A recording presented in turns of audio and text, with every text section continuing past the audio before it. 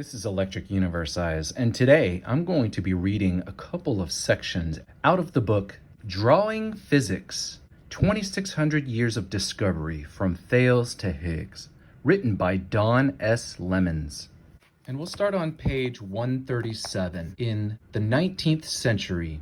This is chapter 33, Oersted's Demonstration, 1820. Once household implements began to be made of iron, people began noticing that nearby lightning strikes sometimes magnetized these implements. But what is lightning, and how does it magnetize iron? In a letter written in 1752, Benjamin Franklin described an experiment whose purpose was to answer the first of these questions. His idea was to fly a kite into a storm cloud so that any electrical charge present would be conducted down its wet string and stored in a glass container, lined inside and out with metal foil called a Leyden jar.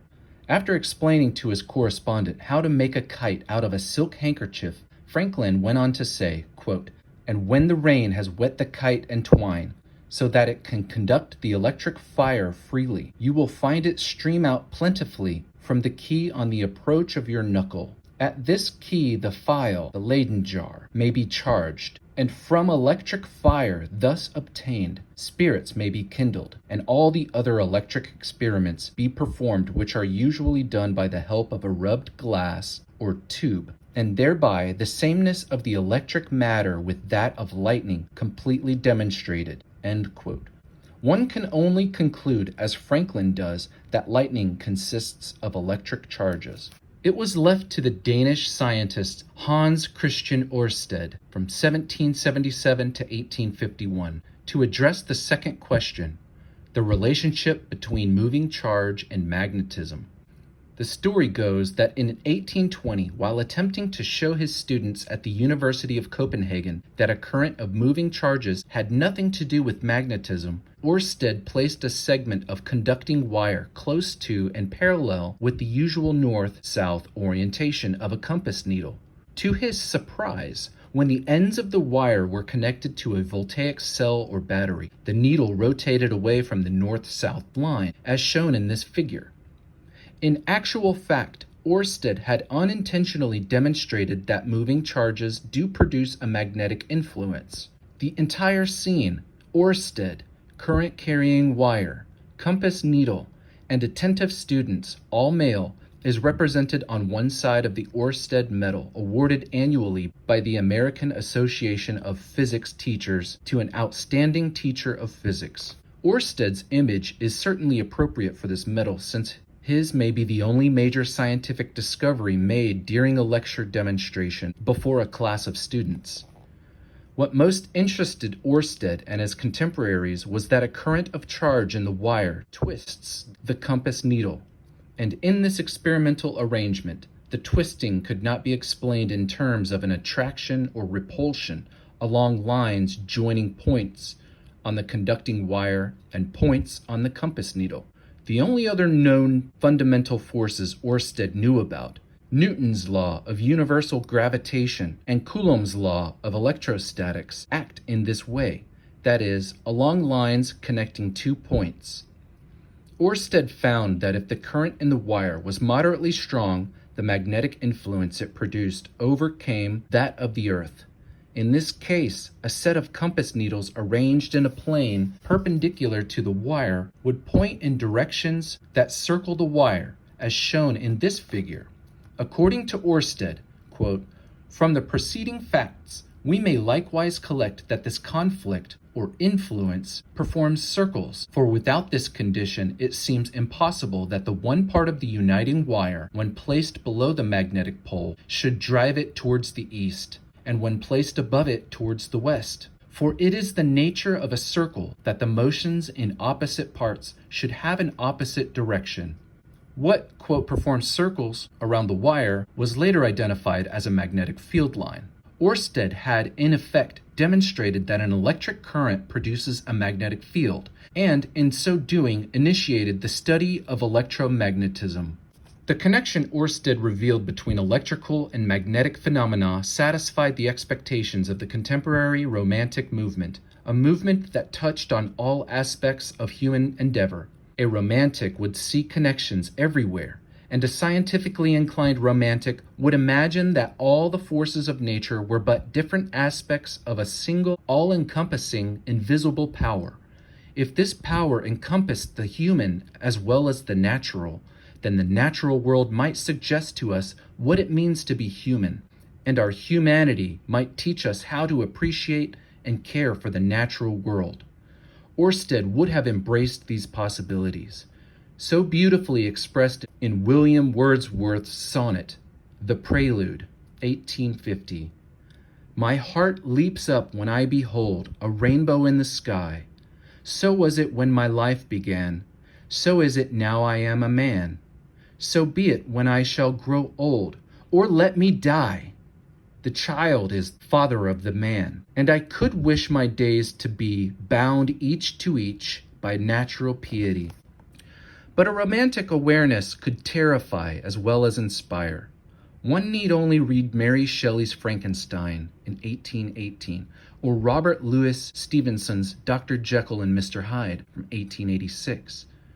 Oersted was a child of his age, a romantic, and one of the last generation of scientists who called themselves natural philosophers. In addition to his work as a physicist and chemist, he was the first to isolate the element aluminum. Oersted wrote a dissertation on Kantian metaphysics and published a volume of poetry. His last work was a philosophy of life entitled The Soul in Nature, 1852. Next we'll read 36. Faraday's Lines of Force, 1852. One of Albert Einstein's earliest memories was of a compass his father had given him. Apparently the Earth, itself a large magnet, cast its influence across empty space and caused the compass needle to point north. Years later, Einstein said that on holding the compass, he, quote, trembled and grew cold. There had to be something behind objects that lay deeply hidden, end quote. But is the space around a magnet really empty? Michael Faraday, 1791 to 1867, was the first to gather evidence suggesting that what surrounds a magnet is as real as the magnet itself. He referred to this something as the, quote, atmosphere of a magnet, or alternatively as its, quote, lines of force. Today we speak of its magnetic field. Shortly after, Hans Christian Oersted discovered in 1820 that a wire carrying a current deflects a magnetized needle. Faraday, a self-taught English chemist and physicist, began a 3-decade-long study of electromagnetic phenomena. He reported the results of his study in 3,299 consecutively numbered paragraphs that occupy some 1,100 pages of text, collected in 3 volumes called Experimental Researches in Electricity. His final contribution to this extraordinary work is an essay, The Physical Character of the Lines of Magnetic Force, in 1852, in which he expressed his belief in the physical reality of lines of magnetic force. It is not difficult to map a bar magnet's lines of force with a small compass. One has only to put the magnet in the center of a large sheet of paper and position the compass nearby.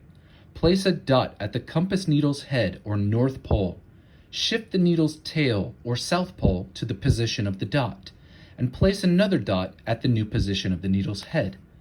Repeat this process many times and smoothly connect the dots. By convention, magnetic lines of force have a direction.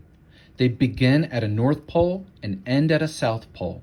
The pattern of lines drawn in this way and according to this convention will approximate the idealized pattern shown in this figure. Knowing the direction of the lines of force surrounding a magnet is equivalent to knowing in which direction a compass needle will point when placed near the magnet. According to Faraday, magnetic lines of force belonging to different magnets have the following properties. 1. Lines of force tend to shorten themselves. 2.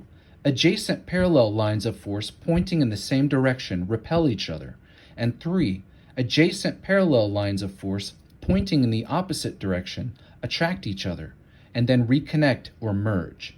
This figure illustrates the arrangement and suggests the behavior of the lines of force associated with particular magnets and current-carrying wires. In the left panel, the lines of force shorten and cause north and south poles to attract each other. In the middle panel, adjacent parallel lines of force pointing in the same direction repel and cause two north poles to repel each other. Finally, the right panel shows the cross sections of two wires, both with electrical currents flowing out of the plane of the paper. Adjacent parallel lines of force pointing in opposite directions in the region between the two wires attract each other, merge, shorten, and cause the two wires to attract. Faraday knew that his lines of force explained nothing that could not also be explained in terms of distant objects exerting force across empty space. The lines of force are, as he admitted, quote, speculations rather than deductions along a, quote, strict line of reasoning. Even so, his lines of force are immensely satisfying because adjacent lines of force, or adjacent parts of the same lines, push or pull directly on each other. The lines eliminate the need for action at a distance forces. Lines of force helped Faraday and also help us visualize what happens. While Faraday was perhaps the most productive experimental physicist of all time, his mathematical knowledge did not extend beyond elementary algebra and trigonometry. Visualizations, of which the magnetic lines of force are a prime example, did the work of mathematics for Faraday. Faraday was born to a family so poor he often went hungry as a child. He was raised in and remained devoted to a small, dissenting, that is, non-Anglican Christian denomination. Although he had no schooling, he was apprenticed to a kindly bookbinder who encouraged Faraday in his education. The young Faraday attended public lectures on topics in natural philosophy. These helped him at age 21 in 1813 to land a menial job at the Royal Institution, where eventually he was able to do his own experiments. His invention of the electric motor in 1821 and discovery of electromagnetic induction 1831 to 1832 brought him recognition, but his relations with the scientific establishment of his day were complicated. Although he was universally honored for his inventions, discoveries, popular lectures, and public service, and he corresponded with the important scientists of his time, Faraday's theories and speculations were generally dismissed. Faraday had no pupils and no disciples apart from James Clerk Maxwell from 1831 to 1879.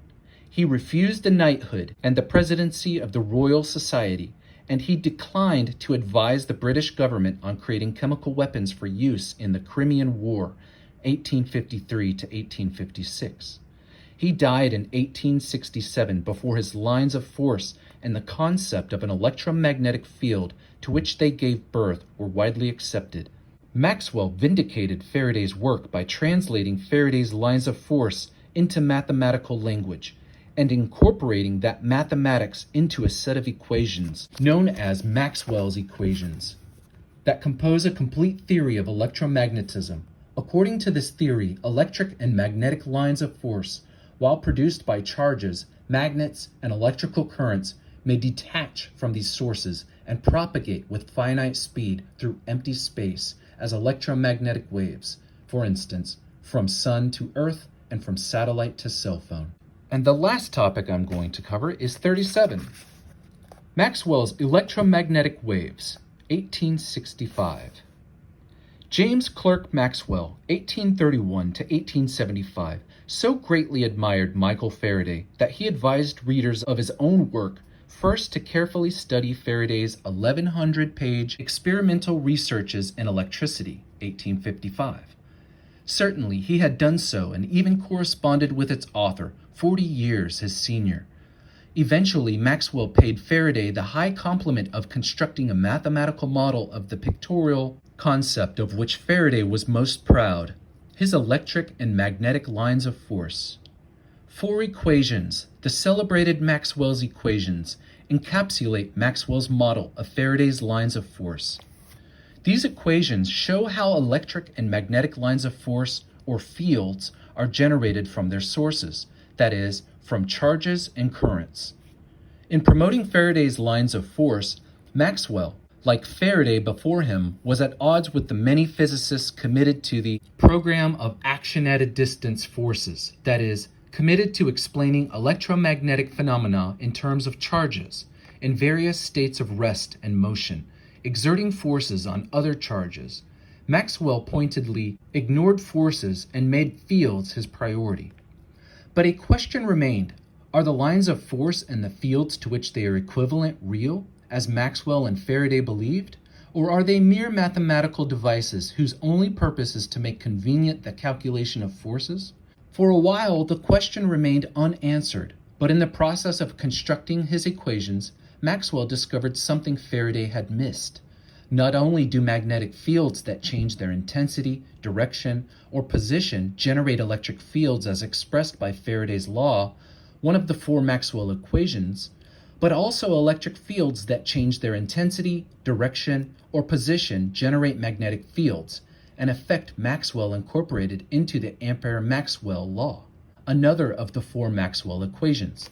Together, these two effects make possible self-sustaining electromagnetic waves that propagate at a speed determined by a combination of constants inherent in electromagnetic phenomena. Maxwell noted that their predicted speed is close to measured values of the speed of light, 3.00 to 10 to the 8 meters per second. Furthermore, electromagnetic waves carry energy and momentum just as light waves do. Maxwell reasonably concluded that light is composed of electromagnetic waves. In this way, Maxwell established in 1865 a new explanation of light and endowed electromagnetic fields with physical reality. Then in 1886 to 1887, Heinrich Hertz, 1857 to 1894, experimentally discovered that electromagnetic waves behave in the same way as light does, and in this way confirmed Maxwell's conclusion. This figure illustrates an electromagnetic wave composed of electric and magnetic fields, each sustaining the other and propagating in the direction shown by the thick black arrow. The whole structure looks three-dimensional, which is illusory since only one dimension of space is shown. At every point along this single spatial dimension, the electric and magnetic fields composing the wave have amplitudes indicated by the length of their arrows, and a direction indicated by the thick arrow's direction. The particular waveform shown also has a definite wavelength. In general, more complex waveforms are sums of a number of waves, each with its own amplitude, direction, and wavelength. However revolutionary his discovery, Maxwell adopted the common sense of his time in supposing that electromagnetic waves require a material medium through which to propagate. After all, the waves known to Maxwell, sound waves, water waves, and waves in and on musical instruments, were waves that propagate in material media. Therefore, it was natural for Maxwell and others to assume that electromagnetic waves also have a material medium, then called the luminiferous ether. Even so, this ethereal medium avoided and continues to avoid detection. Furthermore, its properties are incoherent. The ether must be very tenuous because the planets move through it without noticeable resistance. Yet the ether must also be rigidly elastic, like steel, otherwise the speed of light would not be so high. Rather than continue to believe in a material like no other, whose only purpose is to be a medium for electromagnetic waves, physicists toward the end of the 19th century simply abandoned the ether. Maxwell, like many from 19th century middle-class English families, received his early education at home under the guidance of parents and private tutors. As a child, Maxwell was fascinated by all things that moved, made a noise, or in some way, quote, worked. And that prompted the question, quote, "What's the go of it?" Or the urgent request, "Show me how it doos." He learned to draw from his cousin, Jemima Blackburn, who later became a well-known watercolorist and book illustrator. Maxwell wrote scientific and mathematical papers before he was old enough to read them, before the learned societies that published them, as was then the custom. As a young scholar, he won the Adams Prize in 1857 for an extended analysis of the stability of Saturn's rings. Besides his contributions to electromagnetic theory, Maxwell developed a mathematical description of the range of particle velocities in a gas in equilibrium at a given temperature, the so-called Maxwell distribution, and made lasting contributions to color vision, thermodynamics, and statistical mechanics. Maxwell died of abdominal cancer at the age of 48. Maxwell's admiring friends and colleagues mourned his early death. One of them, Professor Lewis Campbell, a friend from childhood, wrote a biography in 1882 that emphasized Maxwell's Christian faith. Maxwell, Campbell said, had taken to heart his mother's request that he, quote, look up through nature to nature's God.